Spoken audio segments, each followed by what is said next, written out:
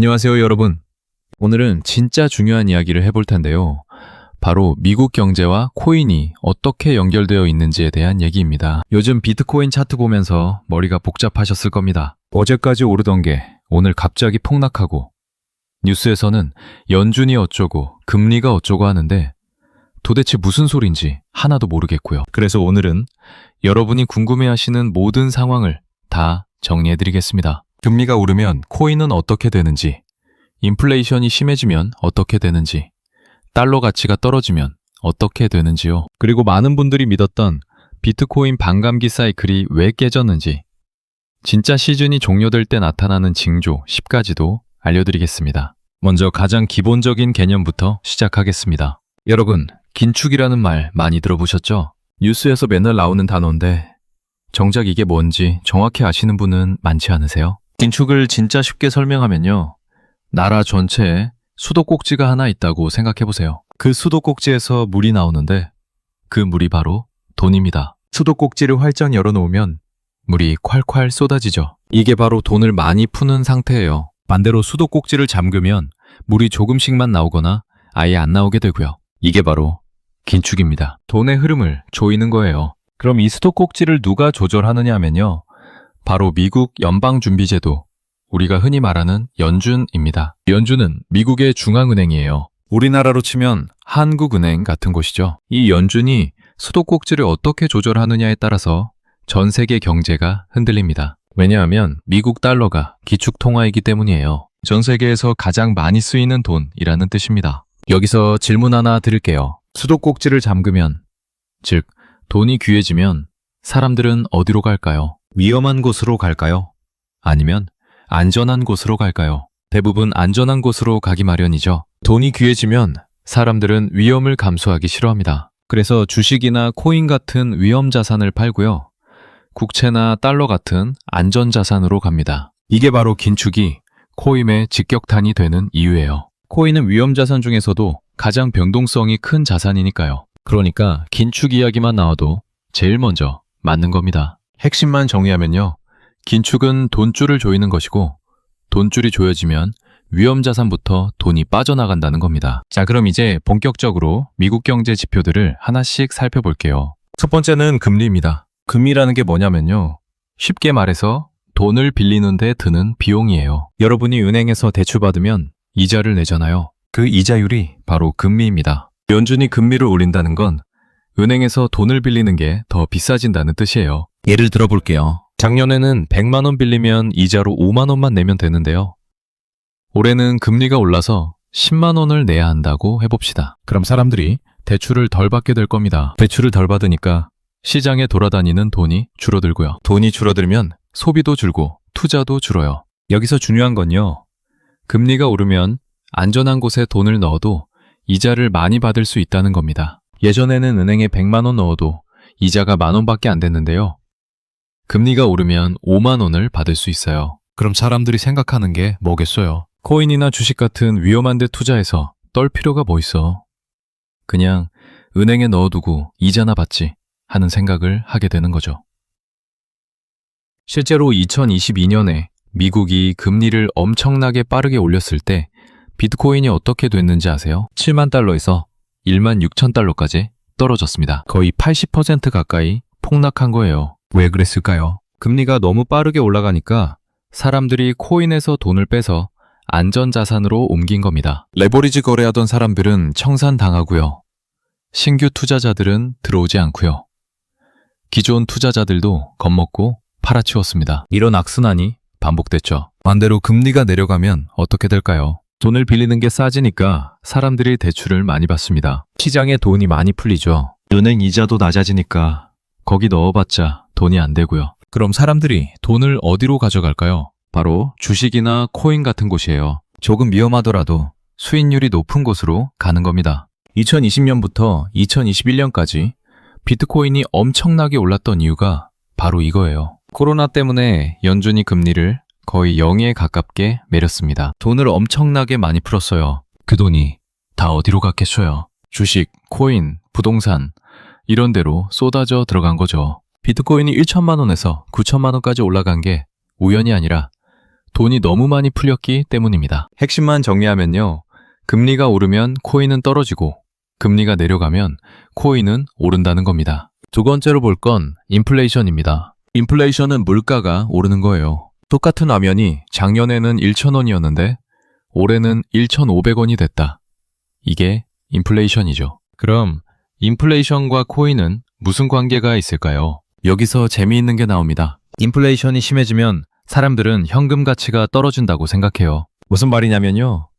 지금 100만 원을 들고 있으면 라면 1,000개를 살 수 있잖아요. 그런데 내년에 물가가 50% 올라버리면 100만 원으로 라면 667개밖에 못 사요. 똑같은 100만 원인데 살 수 있는 게 줄어든 거죠. 이게 현금 가치가 떨어진다는 뜻입니다. 그래서 사람들은 현금을 들고 있기보다는 뭔가 다른 자산으로 바꾸려고 해요. 금이나 부동산 같은 것들이죠. 최근에는 비트코인도 여기에 포함됩니다. 왜냐하면 비트코인은 발행량이 정해져 있으니까요. 총 2,100만 개밖에 안 만들어져요. 아무리 시간이 지나도 2,100만 개 이상은 절대 나오지 않습니다. 이게 무슨 의미냐면요. 정부가 마음대로 더 찍어낼 수가 없다는 거예요. 달러는 연준이 필요하면 계속 찍어낼 수 있어요. 실제로 코로나 때 엄청나게 많이 찍어냈죠. 하지만 비트코인은 그게 불가능합니다. 프로그램으로 정해진 대로만 나오니까요. 그래서 사람들이 인플레이션 해지 수단으로 비트코인을 본다는 겁니다. 해지라는 말도 쉽게 풀어드릴게요. 해지는 위험을 피하기 위한 보험 같은 거예요. 물가가 올라서 내 돈의 가치가 떨어지는 걸 막기 위해 비트코인은 사두는 거죠. 실제로 2021년에 미국 인플레이션이 엄청나게 높았을 때 비트코인이 같이 올랐어요. 사람들이 달러 가치 하락을 걱정해서 비트코인으로 돈을 옮긴 겁니다. 하지만 여기서 함정이 있어요. 인플레이션이 너무 심해지면 연준이 뭘 할까요? 금리를 올립니다. 물가를 잡기 위해서요. 금리가 오르면 아까 말했듯이 코인은 떨어지죠. 그래서 인플레이션과 코인의 관계는 단순하지 않아요. 초반에는 인플레이션 해지로 코인이 오를 수 있지만요. 인플레이션이 너무 심해져서 연준이 금리를 올리기 시작하면 코인은 다시 떨어집니다. 2022년이 딱 그 케이스였어요. 핵심만 정리하면요.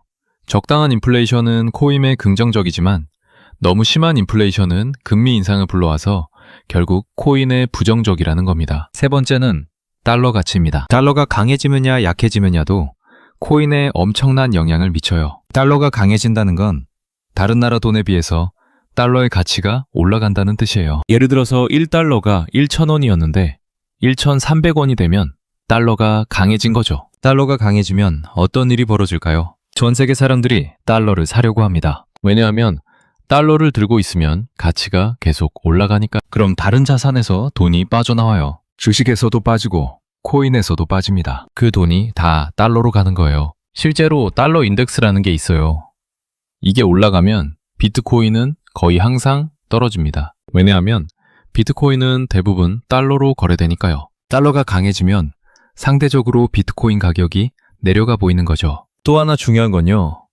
달러가 강해지는 이유를 봐야 해요. 보통 미국 경제가 좋을 때 달러가 강해집니다. 그런데 미국 경제가 좋으면 연준이 금리를 올릴 가능성이 높아지죠. 금리가 오르면 코인은 또 떨어지고요. 반대로 달러가 약해지면 어떻게 될까요? 사람들이 달러를 덜 매력적으로 보니까 다른 자산으로 눈을 돌립니다. 그게 주식이 될 수도 있고 금이 될 수도 있고 코인이 될 수도 있어요. 2020년부터 2021년 초까지 달러가 약세였습니다. 그때 비트코인이 엄청나게 올랐죠. 이건 결코 우연이 아닙니다. 핵심만 정리하면요. 달러가 강해지면 코인은 약해지고 달러가 약해지면 코인은 강해진다는 겁니다. 네 번째는 경기 침체입니다. 경기 침체는 경제가 안 좋아지는 거예요. 회사들이 돈을 못 벌고 사람들이 일자리를 잃고 소비가 줄어드는 상황이죠. 그럼 경기 침체가 오면 코인은 어떻게 될까요? 이게 좀 복잡해요. 상황에 따라 다릅니다. 먼저 경기 침체 초반에는 코인이 떨어질 가능성이 높아요. 왜냐하면 사람들이 불안해지니까요. 일자리를 잃을까봐 걱정되고 미래가 불확실하니까 투자를 줄입니다. 특히 코인처럼 위험한 자산은 제일 먼저 정리하게 됩니다. 실제로 2020년 3월 코로나가 터졌을 때 비트코인이 하루 만에 50% 가까이 폭락했어요. 모두가 경기 침체를 걱정했기 때문이죠. 그런데 재미있는 건 그 이후예요. 경기 침체가 확실해지면 정부와 연준이 뭘 할까요? 돈을 풉니다. 경기를 살리기 위해서 금리를 내리고 돈을 엄청나게 많이 찍어내죠. 2020년 3월 폭락 이후에 뭐가 일어났는지 아세요? 연준이 무제한 양적 완화를 선언했어요. 필요한 만큼 돈을 다 찍어내겠다는 뜻입니다. 그러자 비트코인이 폭등하기 시작했죠. 그래서 경기 침체 상황에서는 두 단계를 봐야 해요. 첫 번째 단계는 공포의 단계입니다. 경기 침체가 오나 싶을 때 모두가 겁먹고 자산을 팔아치워요. 코인도 같이 떨어지죠. 두 번째 단계는 대응의 단계예요. 정부와 연준이 돈을 풀기 시작하면 그 돈이 결국 어디론가 가야 하잖아요. 금리가 낮으니까 은행에 넣어봤자 소용없고요. 그럼 주식이나 코인으로 가는 겁니다. 핵심만 정리하면요. 경기 침체 초반에는 코인이 떨어지지만 정부가 돈을 풀기 시작하면 코인이 다시 오를 수 있다는 겁니다. 다섯 번째는 고용 지표입니다. 매달 미국에서 발표하는 고용 통계가 있어요. 실업률이 얼마고 일자리가 몇 개 늘었고 이런 거죠. 이게 왜 중요하냐면요. 고용 지표가 좋으면 미국 경제가 탄탄하다는 뜻이니까요. 사람들이 일자리가 많고 실업률이 낮으면 소비를 많이 하고 경제가 성장합니다. 그런데 경제가 너무 좋으면 연준이 걱정을 해요. 경제가 과열되면 인플레이션이 생기니까요. 그래서 금리를 올릴 수밖에 없죠. 실제로 고용 지표가 예상보다 좋게 나오면 주식과 코인이 떨어지는 경우가 많아요. 시장 참가자들이 생각하는 게 뭐냐면요. 고용 지표 좋네. 그럼 연준이 금리 올리겠네. 그럼 우리 자산 팔아야겠네. 하는 생각을 하는 거예요. 반대로 고용 지표가 나쁘면 어떻게 될까요? 실업률이 높아지고 일자리가 줄어들면 연준이 금리를 올릴 이유가 없어집니다. 오히려 내릴 가능성이 높아지죠. 그럼 시장은 좋아해요. 주식과 코인이 오릅니다. 좀 아이러니하죠. 경제가 좋은데 자산 가격은 떨어지고 경제가 나쁜데 자산 가격은 오르고요. 이게 바로 금융시장의 특징이에요. 사람들은 미래를 예측하고 선반영하기 때문에 이런 일이 일어나는 겁니다. 핵심만 정리하면요.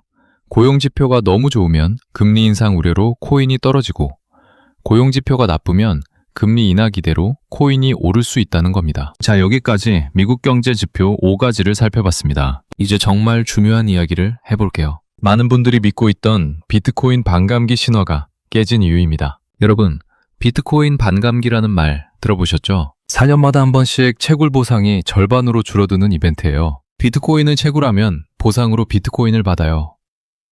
이 보상이 반으로 뚝 떨어지는 겁니다. 왜 이런 시스템을 만들었느냐 하면요. 비트코인의 총 발행량을 2100만 개로 제한하기 위해서예요. 계속 같은 속도로 채굴하면 너무 빨리 다 나오잖아요. 그래서 4년마다 보상을 반으로 줄여서 천천히 나오게 만든 겁니다. 그럼 반감기가 왜 중요했을까요? 과거 데이터를 보면요.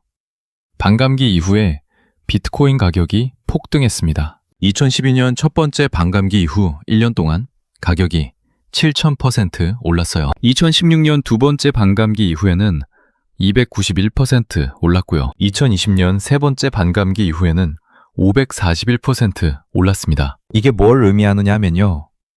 반감기만 되면 무조건 가격이 오른다는 공식이 생긴 거예요. 사람들이 이걸 믿고 반감기 전에 비트코인을 사서 1년 정도 기다리면 몇 배씩 수익을 냈죠. 그래서 2024년 4월 네 번째 반감기를 앞두고 모두가 기대했어요. 이번에도 몇 배 오르겠지. 대박 나겠지. 하는 기대를요. 그런데 결과는 어땠을까요? 완전히 달랐습니다. 2024년 반감기 이후 1년간 상승률이 고작 43%에 그쳤어요. 과거의 7000%, 291%, 541%와 비교하면 정말 초라한 수치죠. 더 놀라운 건요.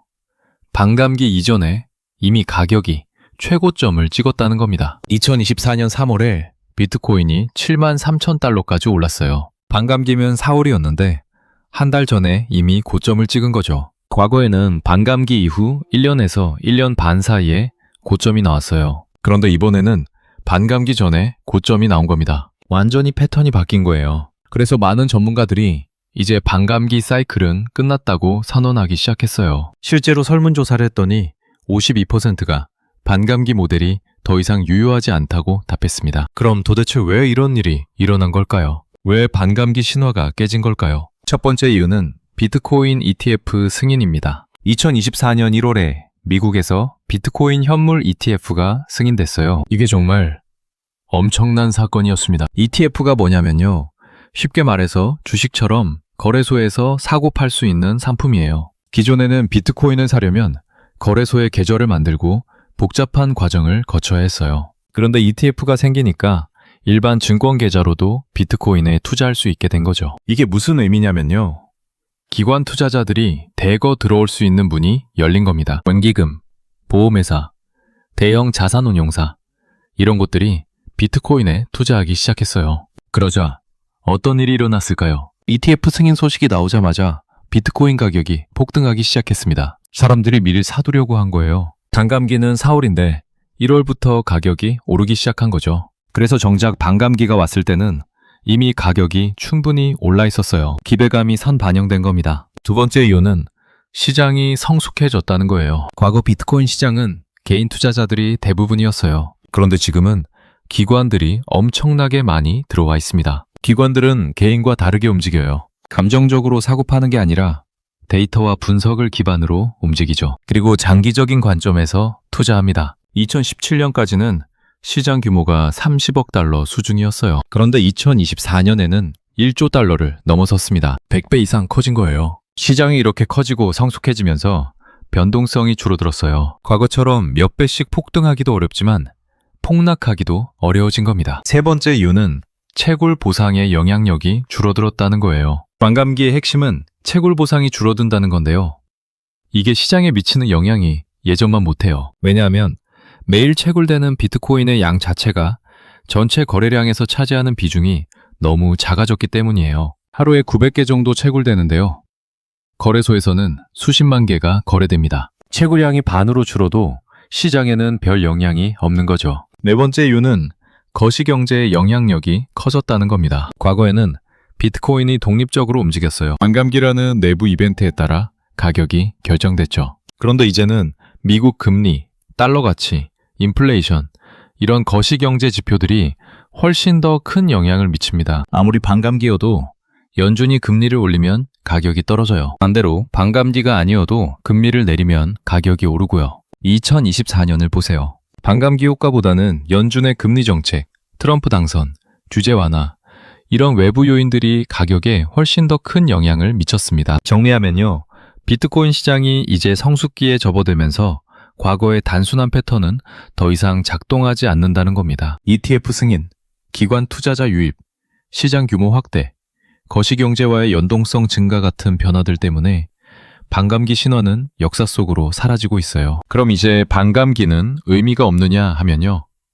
그건 아닙니다. 여전히 공급 감소라는 구조적 요인은 중요해요. 다만 과거처럼 반감기만 보고 투자하면 안 된다는 겁니다. 앞으로는 반감기보다 미국 경제, 연준 정책, 기관 투자자의 움직임 이런 걸 더 중요하게 봐야 합니다. 자, 이제 가장 중요한 부분으로 넘어가 볼게요. 바로 진짜 시즌이 종료될 때 나타나는 징조들입니다. 많은 분들이 지금 조정을 받을 때마다 이 생각을 하세요. 이게 시즌 끝난 거 아니야?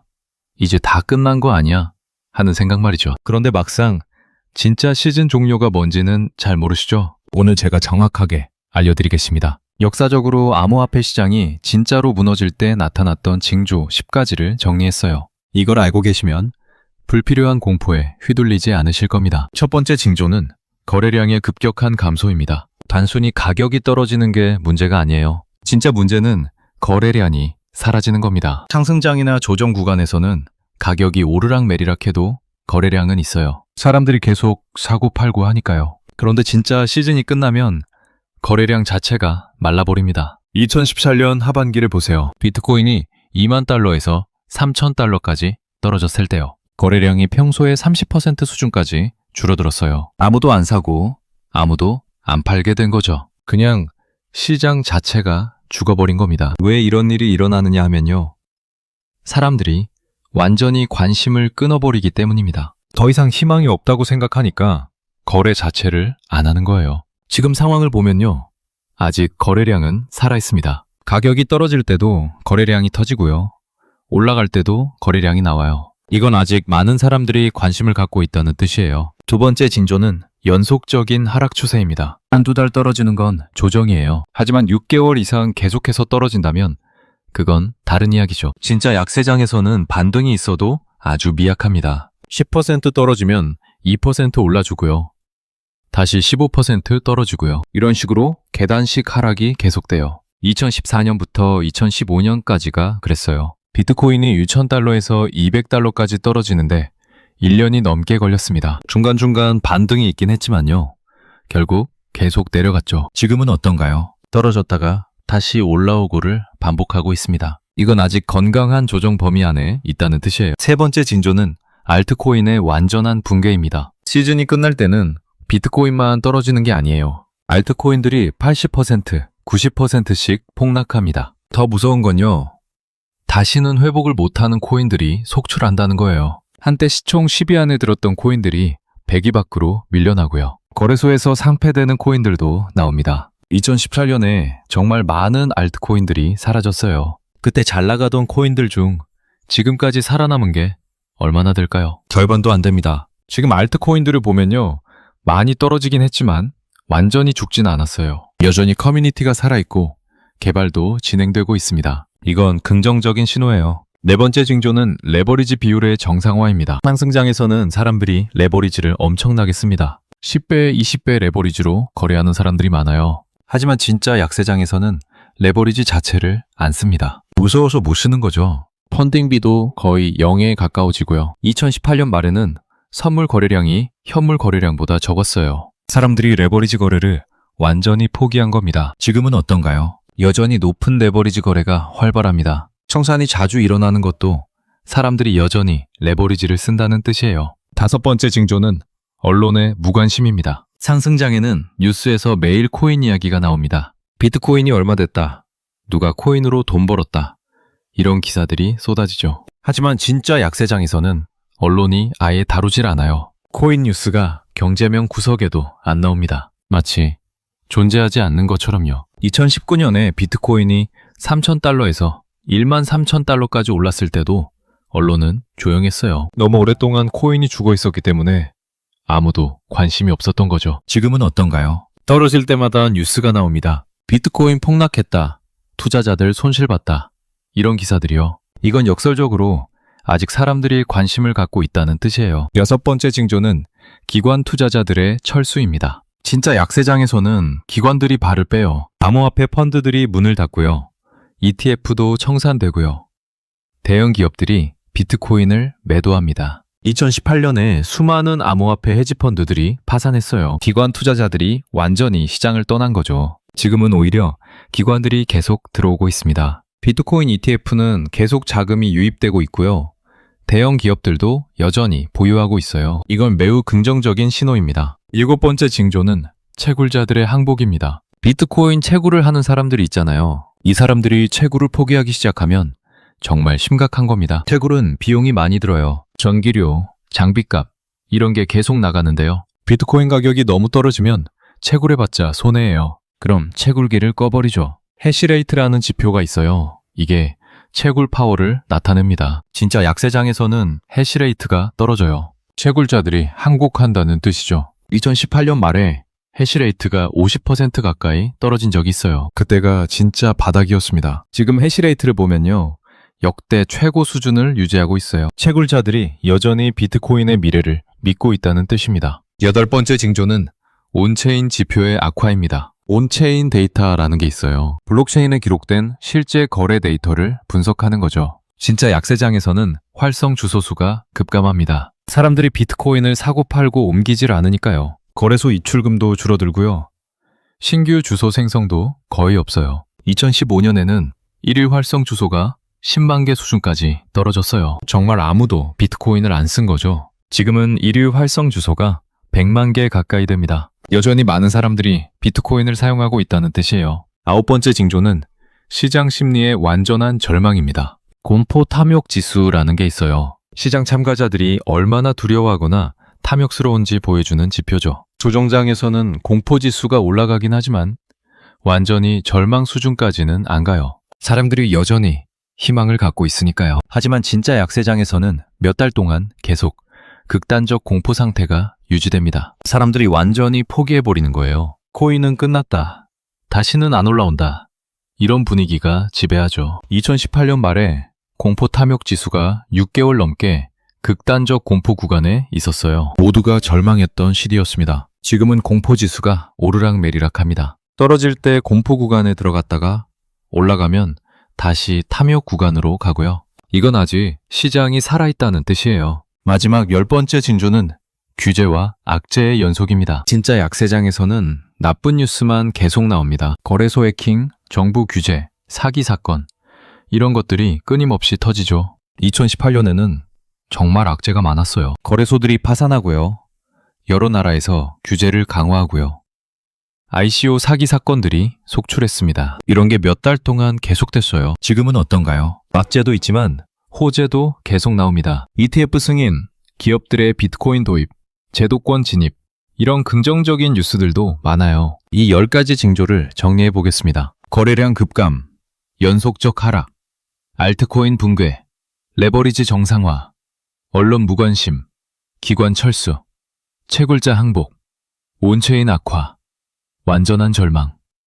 악재 연속이었습니다. 이 중에서 현재 해당하는 게 몇 개나 될까요? 솔직히 말해서 거의 없습니다. 일시적으로 공포지수가 올라가긴 했지만 나머지는 전부 괜찮아요. 그래서 제 결론은 이겁니다. 지금은 시즌 종료가 아닙니다. 상승장 후반부의 조정 구간이에요. 자, 그럼 이제 실전에서 어떻게 적용할지 얘기해 볼게요. 여러분이 제일 궁금해하시는 부분이겠죠? 먼저 뉴스를 볼 때 어떤 키워드를 주목해야 하는지 알려드릴게요. 연준 의장이 발언할 때 이런 단어들이 나오면 귀를 쫑긋 세우셔야 해요. 매파적이라는 말이 나오면 금리를 올릴 가능성이 높다는 뜻입니다. 코인에는 안 좋은 신호죠. 비둘기파적이라는 말이 나오면 금리를 내리거나 동결할 가능성이 높다는 뜻이에요. 코인에는 좋은 신호입니다. 데이터 의존적이라는 말도 자주 나와요. 이건 앞으로 나올 경제 지표를 보고 결정하겠다는 뜻이에요. 즉, 아직 확정된 게 없다는 거죠. 이럴 때는 시장이 불확실성 때문에 흔들립니다. 점진적이라는 말이 나오면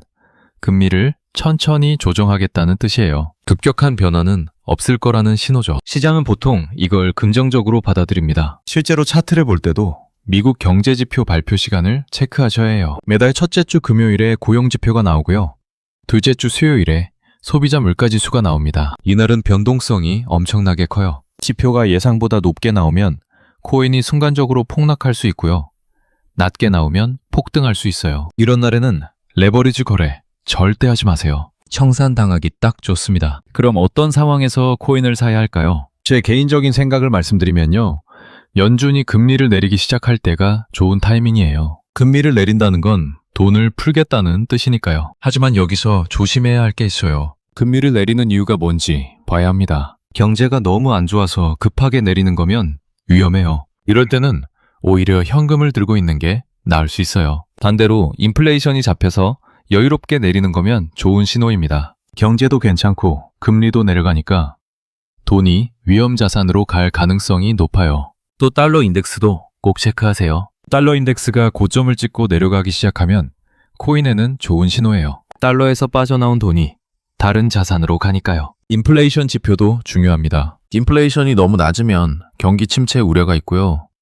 너무 높으면 금리 인상 우려가 있어요. 적당히 2%에서 3% 사이를 유지하는 게 가장 이상적이죠. 마지막으로 리스크 관리에 대해 말씀드릴게요. 아무리 좋은 타이밍이어도 한 번에 올인하지 마세요. 분할 매수가 답입니다. 예를 들어서 1천만 원을 투자하려고 한다면요. 200만 원씩 5번에 나눠서 사는 거예요. 첫 번째는 지금 사고요. 두 번째는 10% 떨어지면 사고, 세 번째는 20% 떨어지면 사고, 이런 식으로요. 이렇게 하면 평단가를 낮출 수 있고요. 심리적으로도 안정적입니다. 한 번에 올인했다가 폭락하면 멘탈이 나가게 되니까요. 그리고 절대 빌려서 하지 마세요. 레버리지 거래도 웬만하면 피하시고요. 코인은 변동성이 워낙 크기 때문에 레버리지 쓰면 한순간에 청산당할 수 있어요. 여러분이 잃어도 괜찮은 돈으로만 투자하세요. 코인에 넣은 돈이 0이 돼도 생활에 지장 없는 정도의 금액이어야 합니다. 정리하면서 마무리하겠습니다. 오늘 우리가 배운 내용을 한 번 더 정리해 볼게요. 금리가 오르면 코인은 떨어지고 금리가 내려가면 코인은 오릅니다. 적당한 인플레이션은 코인에 좋지만 너무 심한 인플레이션은 금리 인상을 불러와서 나쁩니다. 달러가 강해지면 코인은 약해지고 달러가 약해지면 코인은 강해집니다. 경기 침체 초반에는 코인이 떨어지지만 정부가 돈을 풀면 다시 오를 수 있습니다. 고용지표가 너무 좋으면 금리 인상 우려로 코인이 떨어지고 나쁘면 금리 인하 기대로 오를 수 있습니다. 그리고 중요한 깨달음 하나가 있었죠. 비트코인 반감기 신화는 이제 끝났습니다. ETF 승인, 기관 투자자 유입, 시장 성숙도 향상으로 인해 과거의 단순한 패턴은 더 이상 작동하지 않아요. 앞으로는 반감기보다 미국 경제와 거시경제 지표를 더 중요하게 봐야 합니다. 그리고 가장 중요했던 시즌 종료 징조 10가지도 기억하세요. 거래량 급감, 연속적 하락, 알트코인 붕괴, 레버리지 정상화, 언론 무관심, 기관 철수, 채굴자 항복, 온체인 악화, 완전한 절망.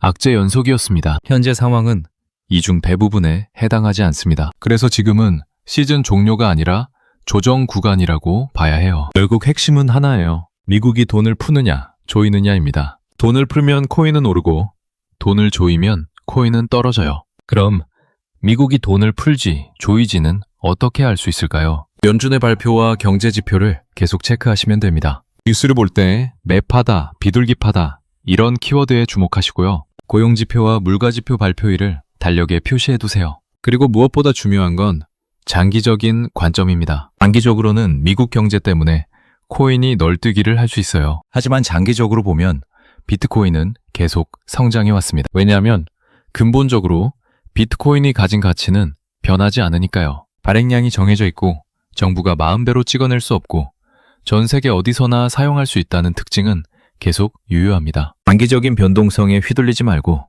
큰 그림을 보세요. 지금 떨어진다고 해서 시즌이 끝난 게 아니에요. 미국이 진짜로 긴축을 행동으로 옮길 때까지는 아직 기회가 있습니다. 오늘 영상이 여러분께 도움이 됐으면 좋겠습니다. 미국 경제와 코인의 관계를 이해하시면 앞으로 뉴스를 볼 때 훨씬 더 명확하게 판단하실 수 있을 거예요. 반감기 신화가 깨진 이유를 아시면 더 이상 과거 패턴에만 의존하지 않으실 겁니다. 그리고 시즌 종료 징조들을 알아두시면 불필요한 공포에 흔들리지 않으실 거고요. 투자는 결국 정보 싸움이에요. 남들보다 먼저 알고 남들보다 정확하게 이해하는 사람이 이기는 겁니다. 오늘 배운 내용을 바탕으로 현명한 투자 결정하시길 바랍니다. 여러분의 성공적인 투자를 응원하겠습니다. 다음 영상에서 또 만나요.